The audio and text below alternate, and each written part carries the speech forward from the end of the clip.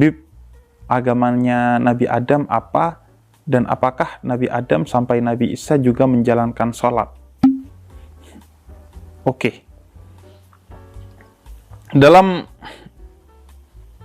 keyakinan kita sebagai seorang muslim, bahwa semua Nabi dan Rasul, sejak Adam sampai Isa dan kemudian disempurnakan oleh Nabi Muhammad, yang jumlahnya dalam riwayat 124.000, itu adalah muslim.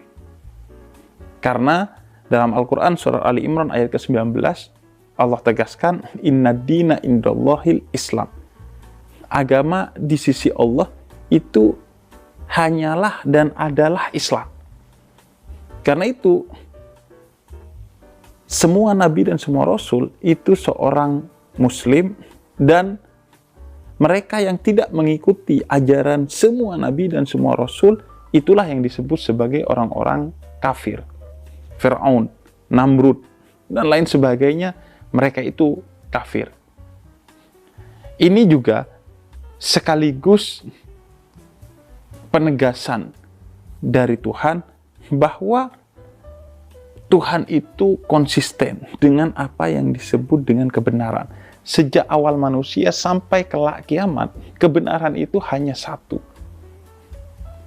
Hanya bedanya kemudian, apa perbedaan antara Islam Nabi Muhammad dan Islam para nabi dan rasul sebelum Nabi Muhammad? Islam yang dibawa oleh para nabi dan para rasul sebelum Nabi Muhammad itu adalah Islam secara substansi atau inti. Adapun syariatnya atau ajaran serta hukum-hukumnya, dia pada aspek-aspek yang tidak mendasar berbeda-beda. Adapun Islam yang dibawa oleh Nabi Muhammad, ia adalah Islam secara substansi atau inti, dan juga Islam secara formal atau syariat. Jadi di zaman Nabi Muhammad, Islam itu kemudian sempurna, bukan hanya intinya atau substansinya yang itu sudah sempurna sedari awal sejak Nabi Adam, tapi juga sempurna syariatnya. Sebab hanya Nabi Muhammad yang diutus untuk seluruh alam semesta. Wa ma arsalnaka illa rahmatan lil alamin. Nabi Muhammad itu diutus untuk seluruh alam semesta. Kaum apapun dan waktu dimanapun, itu adalah tugas kenabiannya beliau, Nabi Muhammad. Adapun nabi-nabi lain, dia diutus untuk zamannya dan untuk umatnya secara spesifik. Misalnya Nabi Lut untuk kaum Lut, Nabi Musa untuk Bani Israel, Nabi Saleh untuk kaum Samud, Nabi Su'aib untuk kaum Madyan, dan semua nabi dan rasul itu diutus untuk kaumnya dan waktunya sendiri-sendiri. Hanya Nabi Muhammad yang diutus untuk semesta alam. Adapun substansi atau inti ajaran semua nabi dan rasul itu Islam. Dan dalam Al-Quran dijelaskan bahwa mereka menyebut diri mereka sebagai muslim. Misalnya dalam surat Yunus ayat 72, kita dapati Nabi Nuh menyebut dirinya sebagai seorang muslim, dan pengikutnya juga seorang muslim. Begitu juga dalam suratul Baqarah ayat 136, disebutkan bahwa Nabi Musa, Nabi Isa, Nabi Ibrahim, Nabi Yakub, Nabi Ismail, Nabi Ishak, mereka menyebut diri mereka dan para pengikutnya sebagai seorang muslim. Selain itu, syariat-syariat yang mendasar itu juga telah ditetapkan kepada nabi-nabi sebelum Nabi Muhammad, seluruh nabi. Misalnya dalam suratul Maidah ayat ke-27, Allah katakan bahwa syariat kurban itu telah ditetapkan kepada Nabi Adam untuk Habil dan Qabil, yaitu kedua putranya yang menjadi umatnya Nabi Adam pada saat itu. Begitu juga ketika kita membaca ayat tentang puasa Ramadan, disebutkan kutiba alaikumusiyam kama kutiba alal ladzina min qablikum. Ditetapkan puasa kepada umat Islam sebagaimana umat-umat sebelum Islam juga berpuasa. Hanya saja cara berkurban, cara berpuasanya itu berbeda-beda. Namun inti semuanya sama, yaitu mengorbankan diri. Inti semuanya sama, yaitu menahan diri dari segala yang sifatnya material dan nafsu. Oleh karena itu, kita dapati bahwa Islam secara substansi kepada 124.000 nabi dan rasul itu sama, yaitu keberserahan diri secara total dan mutlak kepada Tuhan. Bedanya nanti syariatnya, karena diutus kepada masing-masing kaum. Sedangkan Nabi Muhammad telah sempurna Islam di tangan beliau. Itu pun karena zaman terus berubah dan butuh pembaharuan pada level-level yang kecil.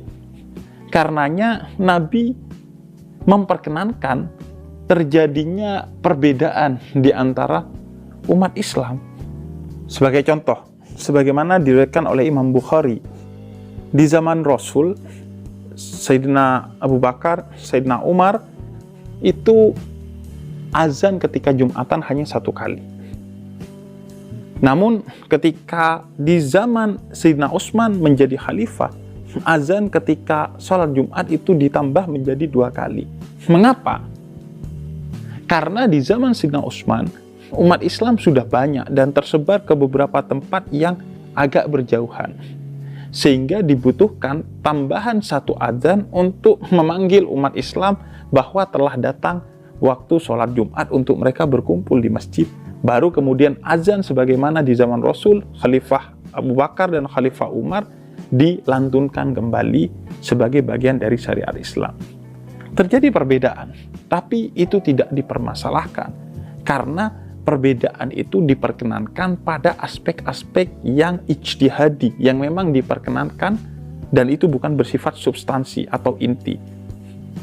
Adapun dalam hal-hal yang sifatnya mutlak, dalam perkara-perkara yang sifatnya inti atau substansi, maka sama Islam itu sejak Nabi Muhammad sampai akhir zaman, tidak boleh ada perbedaan.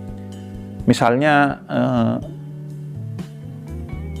gak bisa lo tuh seperti temen gue yang dia habis mabok mau sholat subuh, mungkin dia ingin bertaubat dan kemudian sama imam di kampung gue sebelum dia masuk masjid ditanya, karena dia udah curiga nih orang mabok, mau ngapain lo kemari sholat subuh, berapa rakaat sholat subuh?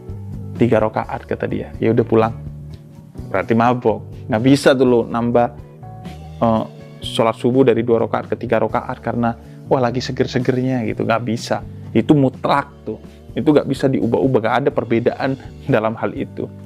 Tapi lucunya ketika dia kembali tuh si teman yang mabok ini ketemu dengan orang yang mau sholat subuh, terus dia tanya, mau kemana lo? Mau sholat subuh, berapa rakaat subuh? 2, pulang. Lah kenapa? Gua aja yang 3 suruh pulang, apalagi lo cuman 2. Lalu apakah Nabi Adam hingga Nabi Isa juga sholat? Dalam berbagai riwayat termasuk dalam Al-Quran diceritakan bahwa mereka juga sholat, karena as-sholatu imaduddin, sholat itu tiangnya agama.